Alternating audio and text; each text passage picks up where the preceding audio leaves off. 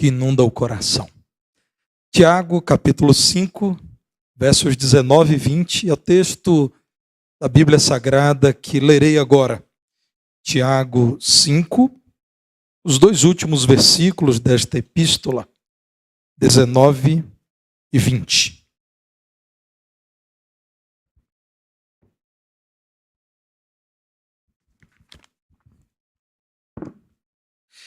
Meus irmãos, se algum entre vós se desviar da verdade e alguém o converter, sabei que aquele que converte o pecador do seu caminho errado salvará da morte a alma dele e cobrirá multidão de pecados. Quero lhes falar sobre o chamado do Senhor à conversão. Tiago escreveu sobre conversão porque Deus lhe despertou para aquilo que estava acontecendo entre os cristãos do seu tempo. Ele escreveu especialmente a crentes que sofriam perseguições e que estavam sob opressão, inclusive do governo. Deus usa Tiago para instruir esses irmãos acerca da vontade de Deus em meio às aflições, em tempos de lutas, e para encorajá-los a permanecerem firmes na fé em Jesus. O fechamento da carta, irmãos, é um resumo da carta. Esses dois versículos que lemos são mais uma exortação que expõe tudo aquilo que Tiago vem falando em toda esta carta. Olhem para esse mesmo capítulo 5, o que nos dizem os versos 7 a 11. Deus usa Tiago para dizer assim: sede, pois, irmãos, pacientes até a vinda do Senhor.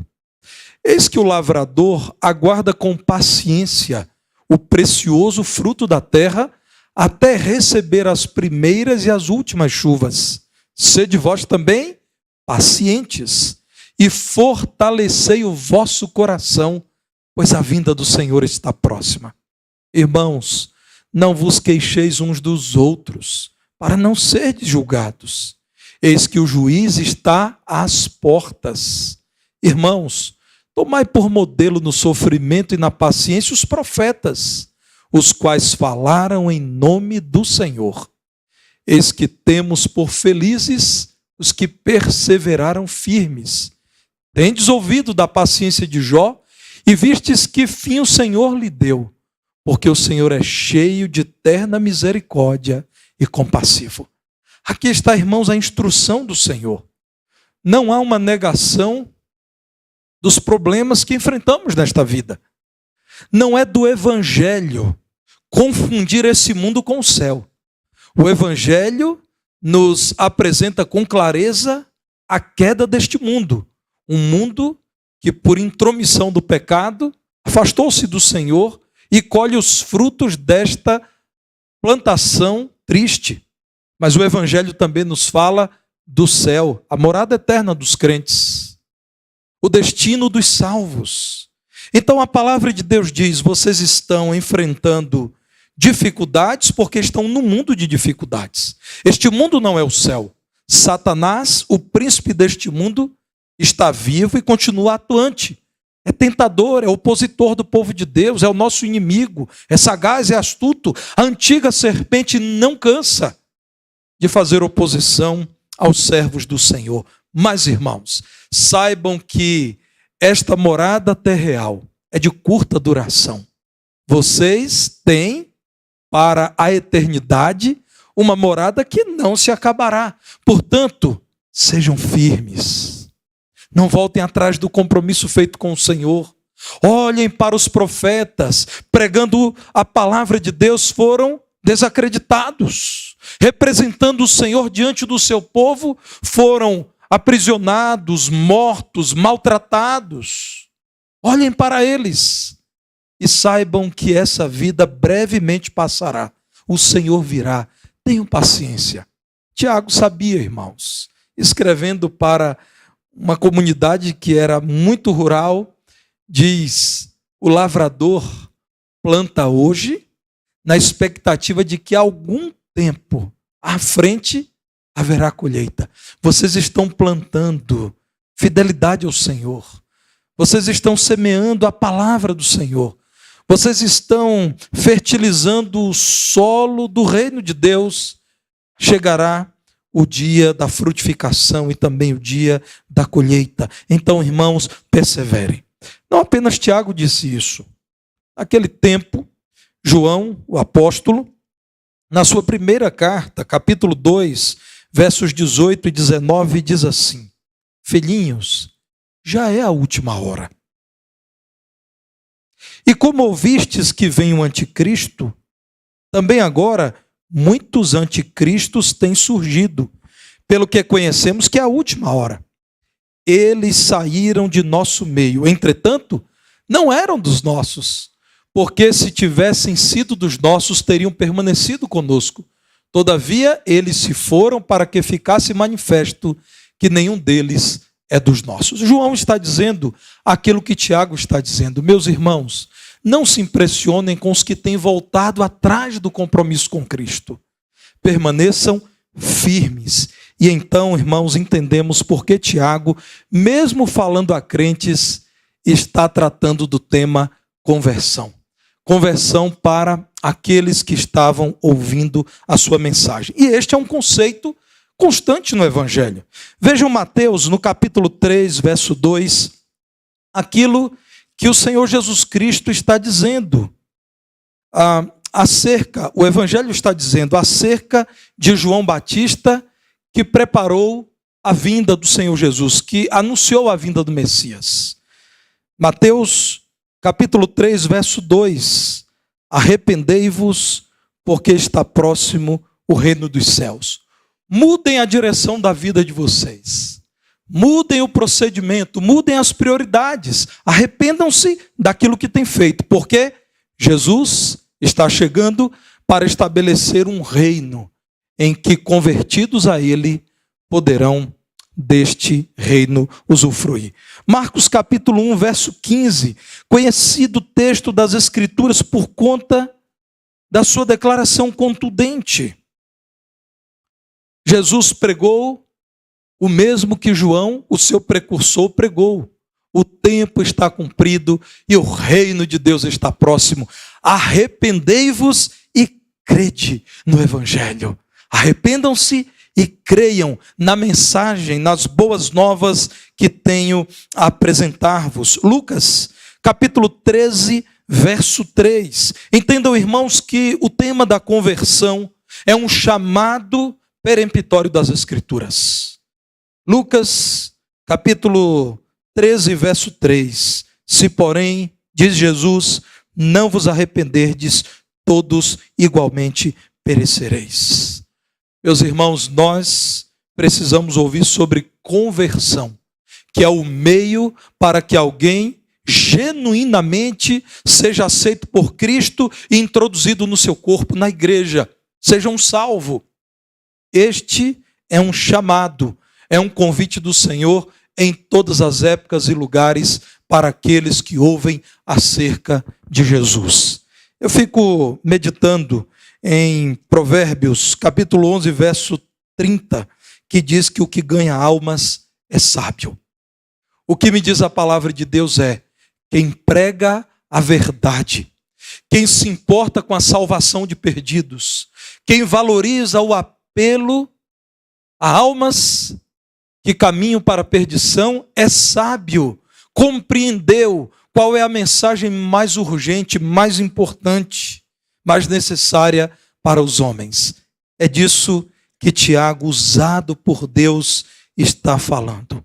Você que é crente, convertido a Cristo, não pense que essa mensagem não é para você. É para você, por duas grandes razões. Primeiro, para que você reafirme a sua condição diante do Senhor, um convertido a Cristo.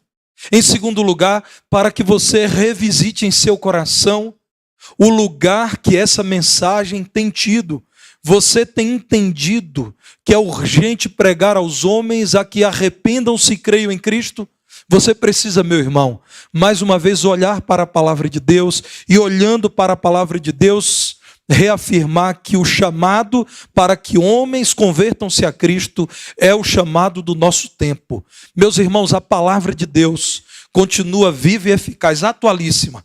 Porque o homem dos dias de Tiago sofria daquilo que o homem do nosso tempo sofre. O acesso a bens e serviços é diferente. Aquilo que experimentamos dos traços culturais à nossa volta é diferente. Mas as necessidades do homem do nosso tempo são necessidades muito semelhantes ao homem ou às necessidades do homem dos dias de Tiago. A maior necessidade é conhecer a Cristo e obter eterna salvação.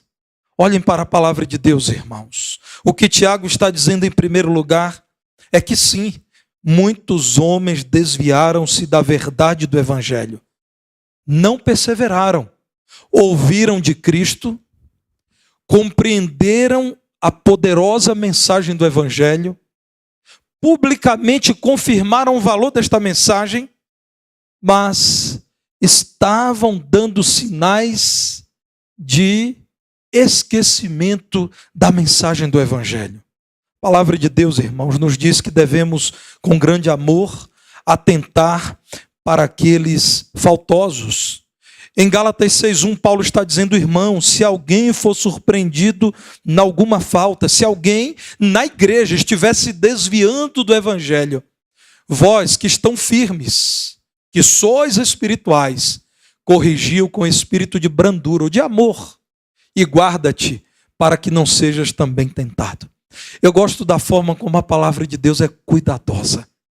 Escreve para crentes firmes, gente espiritual, e diz, corrijam com amor, com cuidado, para que vocês também não sofram aquilo que eles estão sofrendo. Não se tomem de soberba, não se encham de orgulho, dizendo, eu estou corrigindo porque eu estou acima de vocês.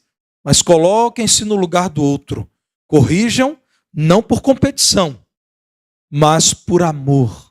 E orem ao Senhor, porque se eles se enfraqueceram, eles que são homens, vocês que são humanos também, poderão se enfraquecer em algum momento. Então, irmãos, o que a palavra de Deus nos diz é, estejam atentos. Se há em nossa comunidade cristã alguém que sabe o que é o Evangelho, mas começa a admirar este mundo sem Deus e passa a assimilar valores apodrecidos deste mundo mau, com grande amor, procurem estas pessoas. Procure esta pessoa que está desanimando na fé, que está esfriando, que está esquecendo-se de verdades do Evangelho, e falem-no da verdade, e a verdade é a palavra de Deus. Na oração sacerdotal de Jesus, do capítulo 17 de João, no verso 17, Jesus diz, a tua palavra é a verdade. Meus irmãos, o homem do nosso tempo odeia afirmarmos que existe a verdade, mas a verdade continua existindo. Não importa o julgamento que o homem faça dessa sentença da palavra de Deus. A palavra de Deus não será reescrita para amoldar-se àquilo que as pessoas do nosso tempo pensam. A palavra de Deus é a verdade. Ao perceber que alguém está se afastando da palavra de Deus, ame esse alguém de tal modo que você, com amor, chamará essa pessoa à palavra que é a verdade. Vejam Efésios 4,15. O Espírito, como a palavra de Deus nos apresenta essa abordagem a quem está se desviando da verdade. Seguindo a verdade em amor, cresçamos em tudo naquele que é a cabeça, Cristo. Preguem a verdade com amor. Aqui está o caminho apresentado pela palavra de Deus. Não preguem a verdade sem amor, mas também não amem, esquecendo-se da verdade. Sigam a verdade em amor, porque neste tempo muitos homens têm se desviado da verdade do Evangelho. Tiago faz esse alerta.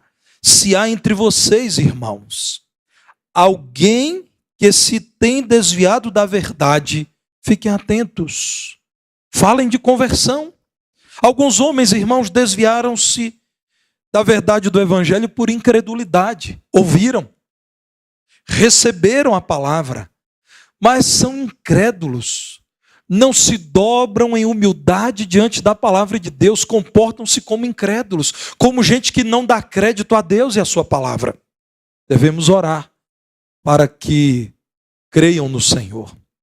Alguns desviaram-se da verdade do Evangelho por conveniência, porque o Evangelho nos confronta de tal modo que nos pergunta quais são as nossas prioridades, pelo que estamos dispostos a dar a própria vida. O Evangelho discorda de nós, irmãos. O Evangelho nos diz daquilo que escolhemos erradamente.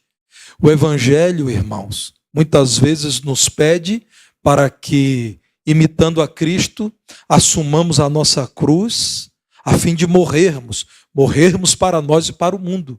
O Evangelho maravilhoso, prazeroso, que santifica, que nos permite viver na luz e ter paz com Deus, é o Evangelho que incomoda.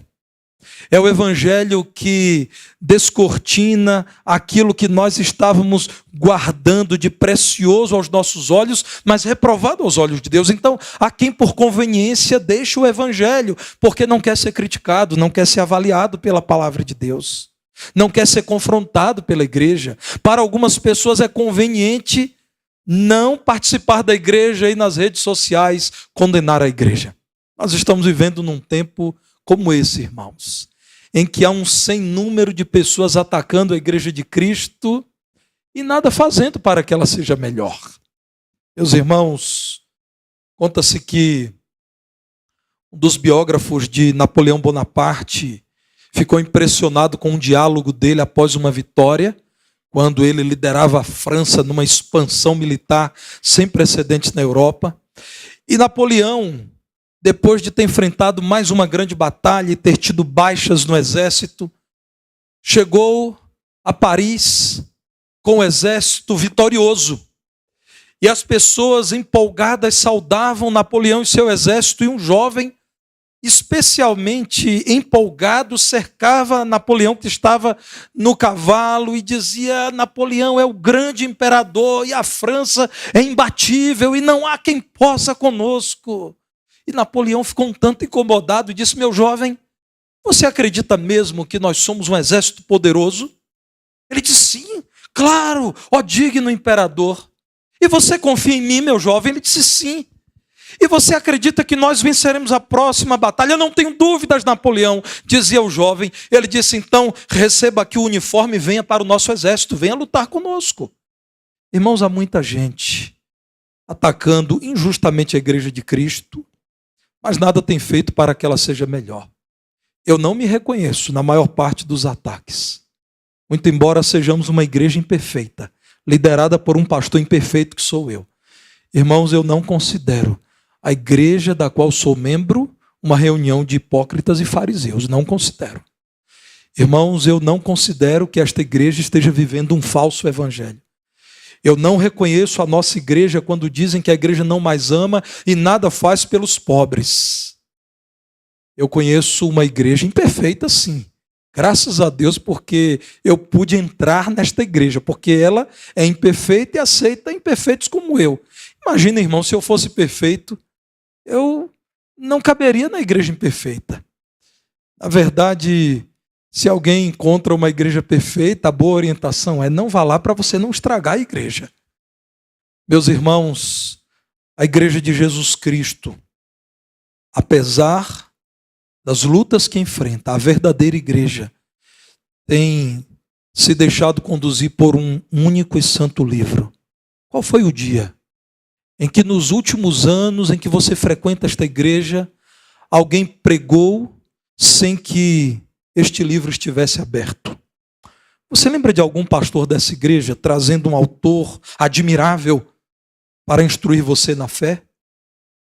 Meus irmãos, nós ainda somos a igreja de Cristo. A verdadeira igreja existe. Cristo teria falhado se a igreja dele não mais existisse. Ele viria buscar qual igreja? Ele virá buscar, segundo a palavra de Deus, uma igreja que é sua, pura, santa, imaculada e irrepreensível. É claro que essa igreja existe. É claro, meus irmãos, que a falsa igreja também existe. Existia nos dias de Tiago. Falsos cristos há entre vós, é o que disse João. Muitos têm saído do meio de vocês porque não são como vocês, convertidos a Cristo. Mas a verdadeira igreja, irmãos, essa igreja existe. Aquela que abre a palavra de Deus e é corrigida pela palavra, existe. Aquela que ama o Senhor Jesus de todo o coração, existe. Aquela que não entroniza homens, que continua reconhecendo que no trono está Jesus Cristo, esta igreja existe, irmãos. A igreja que persevera em pregar o evangelho, crendo que breve Cristo virá. A igreja que está dizendo Maranata, vem Senhor. Essa igreja existe, irmãos. Mas a quem por conveniência não esteja na igreja, porque na verdade, irmãos, viver na igreja é um ato de humildade. Se expor ao professor da escola bíblica, ao pregador do culto, ao líder do seu grupo, que abre a palavra de Deus e fala para você acerca do evangelho, é um ato de humildade. A quem tenha se desviado por ignorância, sim, a gente, irmãos, que desconhece o evangelho. Há pessoas que têm sido presa fácil de seitas que sequer são cristãs, mas aqui no Brasil dizem que são cristianismo. Irmãos, há grupos religiosos que não creem que Jesus é Deus, mas se dizem cristãos. Se estivessem num país de maioria muçulmana, diriam que são também muçulmanos. Então há pessoas que por ignorância ouvem qualquer mensagem e acabam se desviando do verdadeiro evangelho. É triste, porque não existe na Bíblia a condição de quase salvo. Ou você é convertido a Jesus Cristo, ou você não é crente em Jesus. Imagina, irmãos, quem já fez festa para comemorar a quase aprovação de alguém no vestibular? Convidou todo mundo e disse, olha, nós vamos comemorar a quase aprovação. Bem, pode ser que exista, eu nunca vi. Tem gente muito otimista. Quase casado, imaginem. Meu jovem, eu quero te parabenizar porque você é um quase casado. Ou você não é casado. Quase empregado. Imagina, eu estou quase empregado. E aí a esposa diz, então você está quase com dinheiro para pagar o supermercado, né? Não existe quase salvo. Se você tem ouvido o evangelho, o caminho é converta-se a Cristo hoje ainda. E o que é conversão? Conversão é a resposta ao chamado de Deus para que o homem conheça a verdade. Langston, conhecido escritor batista, no seu livro Esboço de Teologia Sistemática, fala de conversão e, irmãos, quando eu leio aquilo que é bom, eu gosto de compartilhar com a minha igreja. Langston diz assim, conversão é a alma usada para conversão é a palavra usada para exprimir o ato do pecador, abandonando o pecado para seguir a Jesus. A conversão inclui arrependimento e fé. Isto inclui o ato de abandonar o pecado e o de seguir a Jesus, aceitando como Salvador.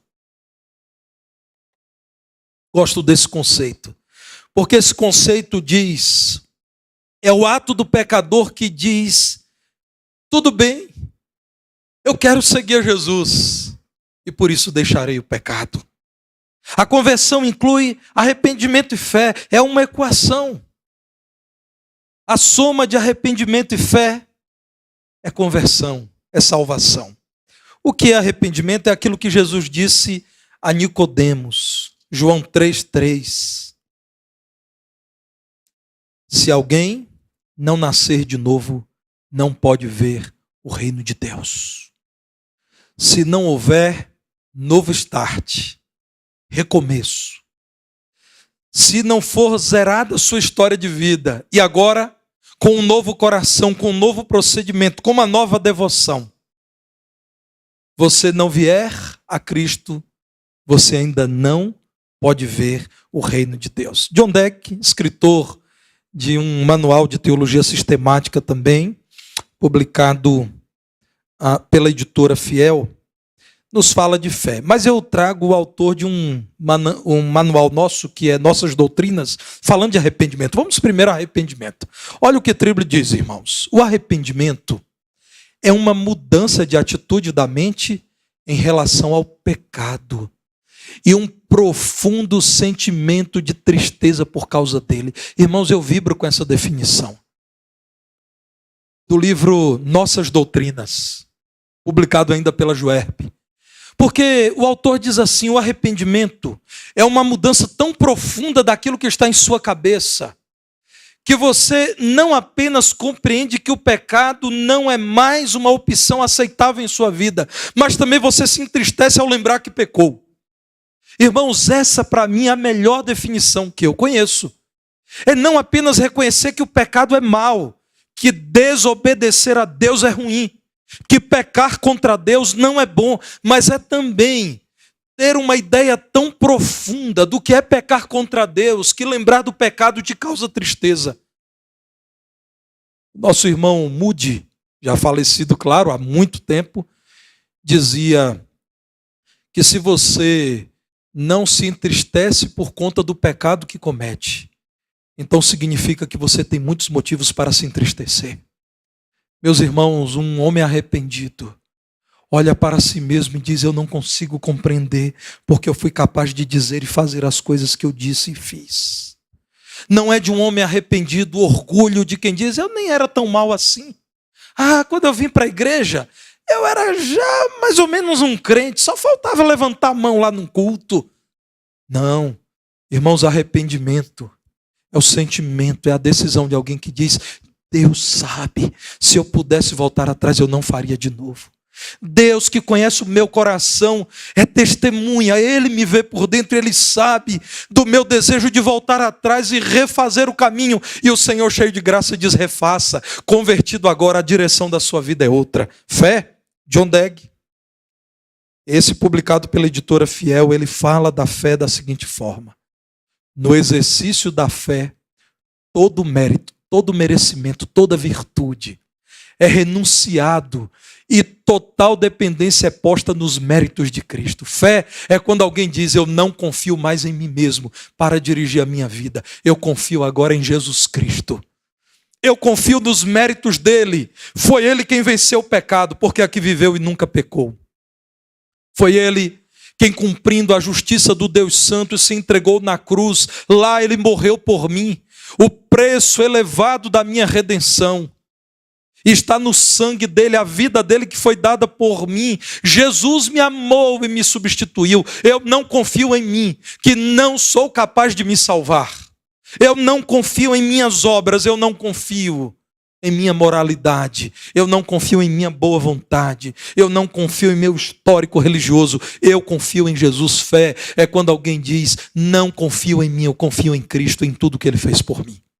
Meus irmãos, certo homem, ao tentar falar de Cristo, ouviu dos seus amigos que ele era um alienado, um enganado, que ele era apenas um influenciável.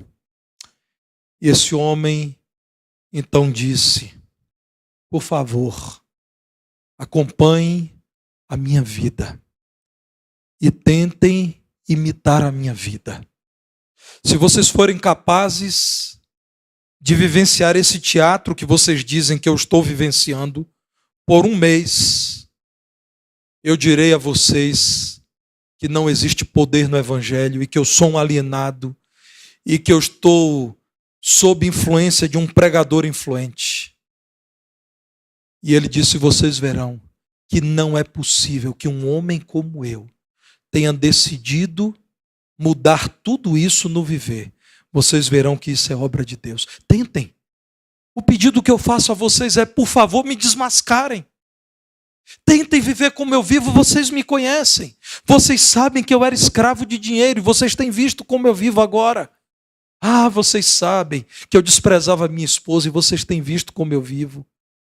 Vocês sabem que eu tentava amortecer as minhas culpas e dores na mesa de bar e dos jogos. E vocês sabem como eu tenho vivido. Vocês sabem que em outra época, num debate com vocês, eu odiaria vocês. E agora eu tenho compaixão de vocês e eu os amo de todo o meu coração. Por favor, me desmascarem. Tentem viver um mês como eu tenho vivido. Irmãos, a conversão produz aquilo que impressiona pessoas. Eu fui pastor de uma igreja em que num culto de domingo à noite, um homem, ao final do culto, apertou a minha mão e apertou muito forte e disse: pastor, eu vim conhecer essa igreja que mudou a vida de fulano de tal. E citou o nome de um homem que estava sendo preparado para o batismo. E ele me disse assim: eu vim aqui ver o que vocês estão fazendo. Porque primeiro eu ri dele. Depois eu fiquei curioso, tentando ver até onde ele iria. Agora, pastor, eu preciso entender o que vocês fizeram com esse homem. Não é possível que esteja acontecendo o que está acontecendo na vida dele. E eu disse: creia em Cristo e você verá em sua vida o que você está vendo na vida dele. Irmãos, o poder do evangelho impressiona. Quantos nesse Brasil, numa época em que identificar-se como crente era identificar-se como um inimigo público de muita gente, ganharam vidas sem dizerem coisa alguma, até porque não tinham oportunidade de falar tantas vezes, mas pela vida, pelo procedimento. Irmãos, na cidade de Feira de Santana, na Bahia, a mais antiga igreja evangélica foi fundada com o nome de Igreja Evangélica Unida, nos anos 30, especialmente em 1935, por 2 missionários da Nova Zelândia. E a missionária Isobel Guilandes, esposa do pastor Roderick Guilandes, o primeiro pastor daquela igreja, hoje é uma igreja batista, escreveu um livro intitulado A História Inacabada. Eu li esse livro e há um capítulo sobre Zozó. Quem era Zozó?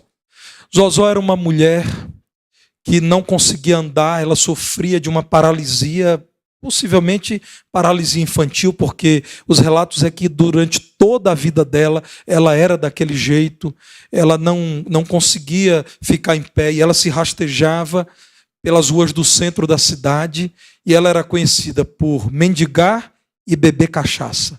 Ela vivia bêbada pedindo esmolas. Pastor Roderick era colportor. Colportores eram aqueles, ou são aqueles que divulgam a Bíblia, vendem a Bíblia, oferecem a palavra de Deus. E ele, um dia, ao ver a situação de Zozó e desconfiar que ela sabia ler, ele então a presenteou com uma Bíblia. E ele conta que aquela mulher, num dia ainda embriagada, se rastejando, entrou no templo da Igreja Evangélica Unida, entregou a vida a Cristo. Meus irmãos, a vida de Zozó foi pregação do Evangelho na década de 30, também na década de 40, naquela cidade. Há no livro o relato de que muita gente, naqueles dias, que zombava dos crentes, que perseguia os crentes. O primeiro grupo evangélico que chegou ali, a igreja presbiteriana, irmãos, não pôde continuar na cidade, tão grande foi a perseguição. O filho do primeiro pastor presbiteriano que ali chegou, morreu e não pôde ser sepultado no cemitério da cidade porque o menino foi tido como pagão. Foi sepultado fora do cemitério que era controlado pelos sacerdotes da cidade. Irmãos, nessa cidade, uma mulher que lidava com uma deficiência física, dependente do álcool, mendiga, ao ouvir do Evangelho, ao ler a palavra de Deus e ter sido convertida, atraiu muitas vidas a Cristo. O que é conversão? É o homem que, ao ouvir o chamado de Deus, responde com sincero arrependimento e com genuína fé. Tiago está dizendo isso. Olhem para Tiago, meus irmãos. Se alguém se desviou da verdade do Evangelho, mas você é usado por Deus para o converter, para o chamar ao arrependimento e à fé em Jesus, saiba que você será bem-aventurado, porque aquele que converte o pecador do seu caminho errado salvará da morte a alma deste pecador e cobrirá uma multidão de pecados. O amor cobre uma multidão de pecados. Ame o pecador a ponto de falar com amor, de arrependimento e fé. Irmãos, a mensagem do Evangelho é tudo que o homem do nosso tempo necessita ouvir. O homem dos nossos dias precisa ouvir falar sobre arrependimento e fé, porque eles precisam experimentar os efeitos do Evangelho, e os efeitos do Evangelho não virão se não houver arrependimento e fé. Existe uma condenação para quem, rejeitando o Evangelho, se mantém no pecado e descrê de Cristo. A palavra de Deus diz em Apocalipse 20, no verso 14: então a morte e o inferno foram lançados para dentro do lago de fogo.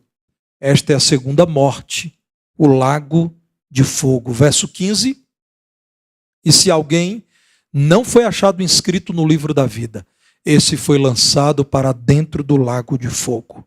Os homens podem desprezar, podem ignorar, podem desmerecer, mas não mudarão o conteúdo da palavra de Deus. Irmãos, a palavra de Deus nos diz que existe uma segunda morte, a morte do corpo, mas existe a morte da alma, que é a separação eterna do Senhor. Vejam ainda Apocalipse no capítulo 21, no verso 7, quando a palavra de Deus diz: ao que vencer, o vencedor herdará estas coisas, e eu lhe serei Deus e ele me será filho. Quanto, porém, aos covardes, aos incrédulos, aos que não se rendem a Cristo, aos abomináveis, aos assassinos, aos impuros, aos feiticeiros, aos idólatras e a todos os mentirosos, a parte que lhes cabe será no lago que arde com fogo e enxofre, a saber, a segunda morte. Como é parte da literatura apocalíptica de João usar muitos símbolos, a palavra de Deus traduz com clareza o que está sendo dito: segunda morte. Longe do Senhor não há vida, porque Ele é o autor e sustentador da vida. Então, ao falar de morte eterna, a palavra de Deus está falando de um estado em que aquele que não arrependeu-se, não creu em Cristo, estará eternamente como consequência, como ceifa, como colheita da sua incredulidade. Irmãos, a menos que creiam no Evangelho, em Jesus, arrependam-se e depositem fé no Salvador que morreu na cruz, os homens não experimentarão os efeitos do Evangelho. E que efeitos são esses? Primeiro, o perdão de Deus. Tiago está dizendo: se você prega a conversão e alguém converte-se a Cristo, você salva da morte a alma de alguém, e os pecados são cobertos, isto é, os pecados são esquecidos. Então o homem que crê no Evangelho de Jesus experimenta o perdão de Deus. E nós sabemos, irmãos, quão triste é viver sem experimentar o perdão de outrem. É efeito do Evangelho a regeneração em Cristo. Agora perdoado, nasce uma nova criatura em que o Espírito de Deus habita. Não é possível que o Espírito de Deus habite aquele que é governado pelo pecado, governado pelo diabo. Quando perdoado e lavado do pecado, este indivíduo recebe o Espírito que é santo, há uma regeneração, ele é gerado de novo. A semente do Evangelho faz nascer uma nova vida. O efeito do Evangelho segue-se como a ação do Espírito Santo. O indivíduo que é guardado pelo Espírito de Deus, perdoado, regenerado, ele agora é cuidado pelo Espírito Santo. Ele é ajudado, ele é fortalecido pelo Espírito de Deus.